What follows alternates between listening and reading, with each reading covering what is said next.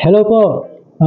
Pag-uusapan po natin ngayon yung kababayan natin na hold sa airport at nabalita na po ito sa TV. Ayon sa balita, may pagkakamali rin pala si kabayan. Nagkamali rin siya ng filled up dun sa form ng custom. Instead na OFW yung kanyang ilalagyan ng check, ang nalagyan ng check ay resident. So sa mga OFW po, kung kayo po yung OFW po, na nagta-travel, i-check nyo po OFW para po iwas po yung abala, problema mamaya pag napag nyo sa airport, di ba? And yun nga po, OFW ka, so check mo yung OFW.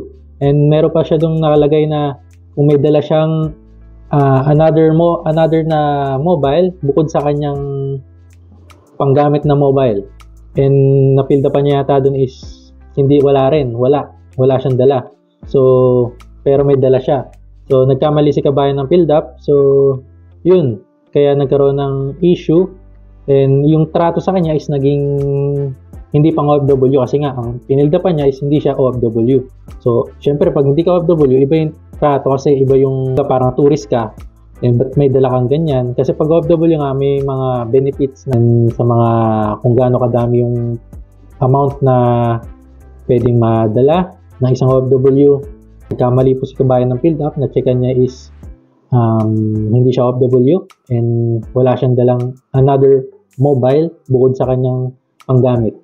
So yun po, sa mga OFW po, build upan po natin ng tama. Kung ano yung tama, yun po yung i-build up natin.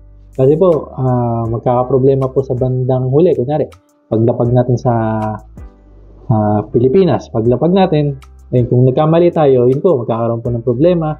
And katulad niya, nangyari, nagkaroon ng problema, medyo lumaki ng konting issue, pero at least kahit pa paano, naayos na nila.